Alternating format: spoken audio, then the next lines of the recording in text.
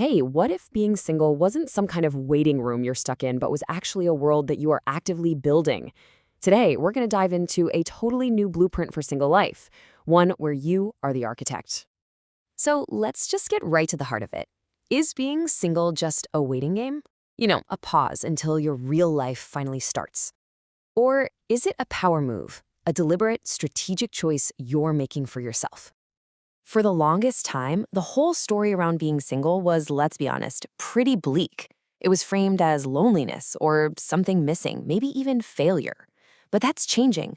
A whole new view is taking over that redefines singleness as an active choice, an act of self-respect and a deep, deep commitment to your own peace. And that brings us right to the core of this new blueprint.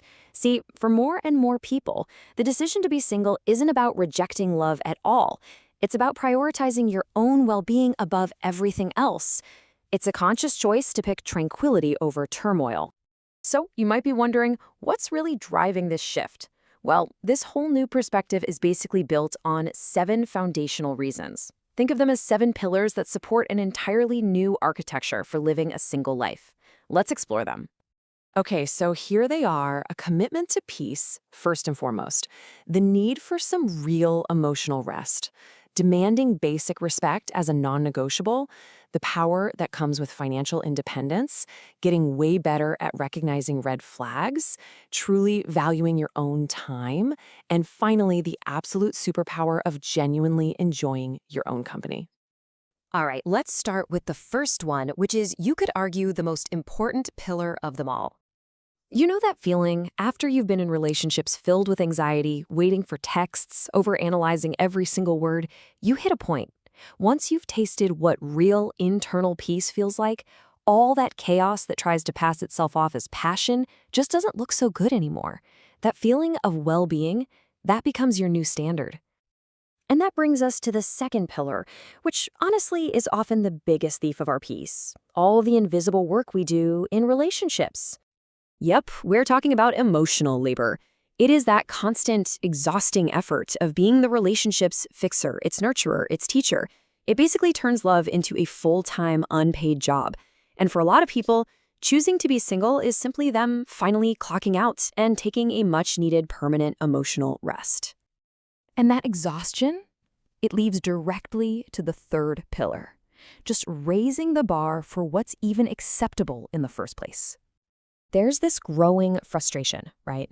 This feeling of being tired of having to educate partners on the absolute fundamentals: how to communicate, what loyalty looks like, putting in effort, just basic respect. Come on, these aren't advanced skills. They should be the price of admission. So the choice becomes really simple: a partner who already gets it or no partner at all. The other pillars just build right on top of this foundation. Number 4, financial independence. Gives you the freedom to choose, not just settle. 5, you get so much better at spotting those red flags, seeing manipulation for what it is instead of some kind of mystery. 6, you start treating your time like the non-renewable resource it actually is.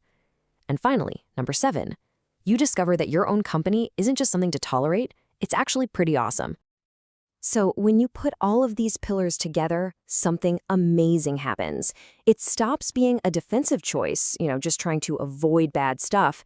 It becomes a proactive, creative act.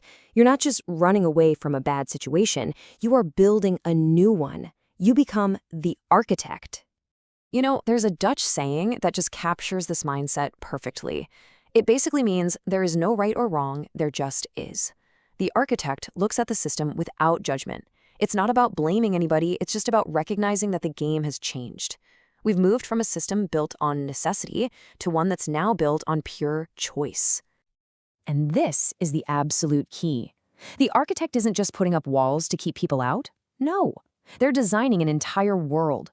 A life that is so complete and valuable on its own that any new person or relationship has to meet incredibly high standards just to get an invitation. So what tools does this architect actually use? How do they upgrade the reality from that old, tired model to what we could call the super version? Let's take a look at the blueprint. This chart is fantastic because it translates these big, abstract feelings into real, concrete tools. So that fear of being alone, The architect reframes it, maybe using techniques like NLP, to see themselves not as alone, but as sovereign. That emotional burden of always fixing others, you install a mental firewall. Your life goes from being a repair center to a temple. And your time, it stops being about waiting for someone, and it becomes all about building for yourself. Okay, so here's the crucial part. How do you actually apply all this? How do you start architecting your own world, like right now? Well, it really comes down to 3 key steps. First, you define your non-negotiables. This is the absolute foundation of your building, things like integrity and emotional maturity. Second, you do an opportunity cost analysis. Is spending your time waiting for someone to maybe change really worth putting your own life's project on hold? Probably not. And third, you master pattern recognition, seeing things like mixed signals not as a fun mystery to solve, but as a clear sign of disinterest. This quote, "This is the ultimate declaration of the architect." It's that moment you realize you have built something beautiful and peaceful and rich. I mean, you wouldn't let a stranger just walk in and spray paint your walls, right? So why on earth would you let a relationship do the same thing to your life? And let's be super clear about this. This whole philosophy, it's not anti-love. In fact, it's the exact opposite. It's about becoming so whole, so complete on your own that you're actually ready for the highest form of partnership, one between 2 architects who can build a universe together, not one person trying to fix a crumbling foundation. So, we end with this. This entire blueprint isn't just some theory. It's a call to action. It hands the tools and the design right over to you. The question is no longer, when will someone choose me, but what will I build for myself? So if you are the architect of your own world, what is the very first brick you're going to lay?